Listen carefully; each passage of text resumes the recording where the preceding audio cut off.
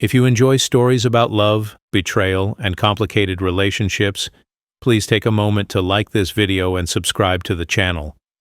Your support helps us keep sharing these powerful stories every day. My name is Dorian Vance, a 38-year-old cybersecurity analyst living in Los Angeles, California. I've been married to my wife, Serena, for just over 9 years. No kids, just the two of us and our German Shepherd, Loki. We met in our 20s, built our lives together from scratch. Careers, a modest home in Echo Park, and Sunday morning routines. It all felt solid, unshakable. Serena worked as the head of brand strategy at a rapidly growing tech firm based in Santa Monica. She'd recently been promoted, which meant more long hours, industry events, and what she called high-stakes brand retreats. I was proud of her at first. About 6 months into the new role, she started talking about a guy named Callan Rourke, a senior creative consultant who was helping rebrand their flagship product. At first, she couldn't stand him. "He's cocky and smug," she'd say. "Knows he's hot, knows he's good, but something changed. Within weeks, she stopped complaining. Then, she stopped mentioning him altogether. Late-night strategy calls became normal. She started getting cagey, emotionally distant, like she was mentally elsewhere. One night, I leaned in to kiss her goodnight, and she turned slightly, pretending not to notice. That wasn't her. Her stories didn't add up, so I started watching. I didn't become suspicious overnight. It was more like a slow burn, a gut feeling that refused to shut up. At first, it was little things. Kiana started guarding her phone like it was the nuclear launch code. It was always face down. Notifications silenced. She even took it with her into the bathroom, and if I so much as glanced in its direction, she'd clutch it like a lifeline. She said she was just busy with work, said her agency had taken on a demanding new campaign, and that she was mentoring a junior strategist. She never said, "Who?" Just that he was talented but needed some polish. It was always work. Always someone else needing her attention. Never me. Then, there were the late nights. Kiana had always been career-driven, and I supported that. God, I loved that about her. But she suddenly started working late. 3, sometimes 4 nights a week. She'd come home exhausted but glowing, like she'd just finished a marathon. And she always had a story. We had a brainstorm session that went long. My creative director dropped a last-minute change. I grabbed dinner with the team, but the receipts started to tell a different story. I'm a web developer. Data is what I do. So when I cross-referenced our bank statements, I noticed charges that didn't match her schedule. Expensive rooftop restaurants, parking garages in parts of LA she never mentioned. A sketchy liquor store near Hollywood she had no business being in. Still, I gave her the benefit of the doubt. Until the bathing suit incident. She was packing for a wellness retreat in Palm Springs. Said it was a client bonding experience. That's when I saw it, this black, strappy, practically microscopic bikini lying on top of her clothes. Now, Kiana isn't shy, but this wasn't like her. It looked like something a college girl would wear on a wild Cancun weekend, not a 34-year-old woman married for almost a decade. I held it up. "What's this?" She laughed, too quickly. "Oh, that? I ordered it by mistake. It's going back." Totally not appropriate for work. But I'd seen the tags. It was from a boutique downtown, not an online store. I checked our credit card history. Sure enough, purchased 2 days ago. No return initiated. That night, I lay in bed next to her as she scrolled Instagram, pretending not to notice me watching, and something snapped in my chest. I knew. She wasn't just pulling away from me. She was investing herself in someone else. Still, I needed proof, real proof. So I did something I never thought I'd do. I opened the trunk, pulled out my old gear from a job I did in corporate fraud years ago, and I installed a GPS tracker under her Honda. It wasn't paranoia anymore. It was investigation. And what I found next, it changed everything. Working in cybersecurity has its perks. When she returned from Palm Springs, I started watching the shared credit card charges more carefully. What I found didn't sit right. boutique restaurants, rooftop bars, and Uber rides to hotels that had nothing to do with her office. A week later, she told me she was heading to Silver Lake to work at a quiet little cafe. Better focus, she said. The tracker said otherwise. She drove to a sleek, discreet hotel in West Hollywood, the Elmont. Not for coffee, not for a meeting, for 3 hours. That night, she came home with a to-go cup from the cafe she claimed to be working in. "How was the mocha?" I asked casually. She smiled. "Same as always." That lie hit me like a freight train. She told me Chipotle, but her car was at a motel. It didn't take long after installing the GPS tracker for everything to fall apart. 3 days after she got back from her wellness retreat, Kiana said she was heading to a coffee shop in Silver Lake to knock out a client proposal. I said cool, gave her a kiss goodbye, and as soon as the door shut behind her, I pulled out my laptop. She didn't go to Silver Lake, didn't even try. Her car headed straight west, toward Culver City. Not unusual on its own, but the signal stopped behind a bland Comfort Inn off of Service Road near the 405. Nothing around but a gas station, a dry cleaner, and 2 fast food joints. Definitely not the kind of place you grab a cappuccino and brainstorm. I waited, watched. 10 minutes passed, then 20. I called her. She answered like everything was normal. "Hey, babe.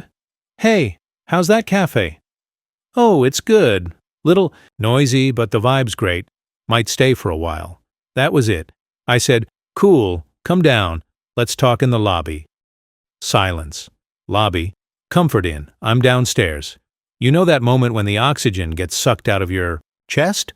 When someone realizes they're caught and their brain short-circuits? That was her. 2 minutes later, the elevator dinged and she walked out, wearing that same red blouse she wore on our last date night. Hair a little messy, makeup just slightly too perfect. Her eyes looked everywhere except at me. Then came the excuse. "It's not what you think. We're just working. He likes quiet places, you know, hotel lobbies. He's paranoid ever since he got caught with another girl." Caught with another girl? She didn't even try to deny that he'd done this before. I asked her point blank, "How many times?" She blinked, swallowed hard. "Once. We kissed 5 months ago. That was it. It was stupid. It didn't mean anything." I asked how many meetings had taken place in hotels like this. She hesitated. Then finally, "Maybe 10? 10? Over 9 months. And she still wanted me to believe this was about brainstorming? I told her to get out of my car. She started crying immediately. Ugly crying, clutching my sleeve, begging me to understand. I drove off while she was still in the parking lot. My phone blew up. About 50 missed calls. I answered one. Told her calmly, "You lie again." I hang up. She insisted it was emotional, not physical. Said he was just a friend. Claimed they only talked about work and sometimes us. But when I asked about that Tuesday, the dinner she was supposedly at with coworkers, she clammed up. Said she didn't want to rehash details. I called her a liar. And that's when the second betrayal started. Not just what she did, but how far she'd go to protect it. Loving the drama? Tap that like button and help me grow this channel. Let's get back to the story. She called it emotional support. I called it betrayal. I moved out that night, packed a bag, grabbed my dog, and left our loft in Highland Park like it was on fire. Because to me it was. Every corner of that place reeked of betrayal. The scent of her perfume didn't smell good anymore. It smelled like a lie. Over the next week, Kiana wouldn't stop calling. Voicemails, texts, emails. I ignored most of it. But eventually, curiosity won. We met at a park in Echo Park, sitting on opposite sides of a picnic table like two strangers trying to settle a business dispute. She looked tired. Not glamorous, not radiant, just broken. "I made a mistake," she whispered. She didn't deny the hotel meetings, didn't deny deleting texts, but when I started asking questions, real questions, about the timeline, about the intimacy, about what she told him about me, That's when the wall went up. "Rehashing this won't help us," she snapped. "Do you want to punish me or fix this?" Every time I cornered her with facts, she spun out. "You're just trying to trap me. You already made up your mind. This isn't healthy for either of us." Healthy? She told me she deleted texts because they'd be misunderstood. I asked what kind of messages were so flirty they needed to be erased. She said it was just work jokes, inside humor, stuff I wouldn't get. Said I was being dramatic. I told her that's exactly what cheaters say. She accused me of spying, of being paranoid, of violating her trust. I laughed in her face. "You think trust is the issue? After 10 secret hotel meetings?" Then came the classic manipulation. He was just a friend, someone who believed in me. I was depressed. "You weren't around emotionally." Ah, there it was, the "you made me do it" card. I asked her directly, "Are you in love with him?" She flinched. Didn't answer. That silence said more than any apology could. And the worst part? She kept lying about small things. Insignificant stuff that didn't even matter. What coffee shop she'd gone to. Whether she had dinner alone or not. Things I already knew the answers to because of the tracker and receipts. It was like she couldn't stop. She once said she was tapering off contact with him. Tapering off. As if cheating was some nicotine patch she had to wean off slowly. That was the night I hid the recorder. I needed to know if my gut was lying to me, or if she was. I bought a voice recorder that looked like a USB charger. I plugged it into the outlet behind the couch in our living room. Discreet, invisible, and always listening. I told myself it was the last straw. If she was telling the truth, I'd walk away clean. If she wasn't, well, I already knew the answer. I just needed proof. That weekend, I left town. Told her I needed space and drove to stay with my brother in Santa Monica. But in truth, I just wanted to see what would happen if I wasn't around. To look over her shoulder. The recorder ran for 3 days straight. When I got back, I plugged it into my laptop and hit play. The first 6 hours were silence, background noise, the occasional creak of the house. But then, the phone rang. It was him. "Hey, you free to talk?" Kiana laughed. Her laugh, that soft giggle I hadn't heard in months, like she'd stored it away for someone else. They spoke. For over an hour. "He still doesn't know everything," she said. "He thinks it was just one kiss. I can't tell him it was physical. He'd never forgive me." That line hit like a freight train. Physical? So it wasn't just flirty texts or innocent hotel room work sessions. They slept together, and not once. Not just a single mistake. Multiple times. Planned? Deliberate? I kept listening, my knuckles white on the keyboard. "You still using that Vault app?" he asked. "Yeah," she replied. "But he's suspicious. I might delete it soon." "He's so dramatic," she joked. "He showed up at the hotel like some movie scene." They both laughed. "God, he's so needy lately, asking me all these stupid questions." She wasn't remorseful. She was entertained. She wasn't sorry. She was strategizing. She wasn't tapering anything. She was fully locked in with this. Man, while trying to make me feel guilty for not trusting her, I had to pause the recording when I heard her say, "Honestly, he was late to breakfast the other day." Like, who does that? What kind of man can't show up on time for pancakes? She called me a D for being late to IHOP. Meanwhile, she was spending our anniversary in bed with another man. I called her that night, told her I knew everything, told her if she had any hope of salvaging the shreds of decency between us, she needed to come clean in person. She agreed, and finally, after weeks of lies, games, gaslighting, and guilt-tripping, Kiana showed up at my temporary apartment in Los Feliz and told me the entire truth. Kiana knocked on the door like she didn't know if she should be there, like she was scared the truth would burn her alive. I opened it without a word. No hug, no smile, just silence. She stepped inside, nervously clutching her phone like it would protect her. "Do you already know everything?" she asked.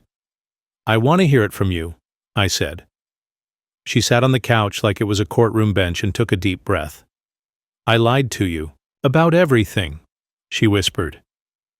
And for the next 90 minutes, she unloaded everything she had refused to say for 6 excruciating weeks. She and Emiliano have been having a physical affair for over 6 months. She admitted they booked that hotel the night before our anniversary, a day I'd spent setting up a surprise dinner and flowers back home, waiting for a woman who was never planning to show up. She told me the relationship started as harmless venting during after-hours work sessions, then escalated. Flirty jokes, long hugs, late-night calls, drinks, then hotels. She admitted that even after I caught her, even after I confronted her with GPS data, with questions she knew she couldn't answer, she kept seeing him, not in person, but emotionally. Through phone calls, through voice notes, through secret texting apps like Vault and Calculator. Plus, he was helping me figure out what to say to you, she confessed. That part broke me. She didn't want to save our marriage. She wanted to control the narrative. She claimed she'd ended it 2 days ago, that she finally realized she couldn't have him, that he was never leaving his wife or 4 kids, that she was just a temporary thrill for a man twice her age. But the damage was done. I asked her one last question. If I never caught you, would you have ever told me? She paused. For a second, I thought she might lie again, but she shook her head. No, I don't think I could have. Maybe I should have. But to be honest, I don't care what happens to him. He was just the match. Kiana was the gasoline. 8 months later, I live alone now, with Loki still curled up by my side every night. My apartment in Studio City is small, but peaceful. I've taken up photography, hiking again. I even joined a cybersecurity think tank. Serena sent me a long email last week, said she's changed, grown. She said she finally realized what she threw away. I didn't reply. Some people only regret what they lost when they no longer have it, but I regret nothing because I got something back, my peace. Caught in a web of lies. One man chose truth over comfort. What would you do if you found out your partner was emotionally and physically cheating, then laughed about it behind your back? Subscribe to Complicated Relationships for more amazing stories. Drop your thoughts in the comments. Was this marriage ever real to begin with?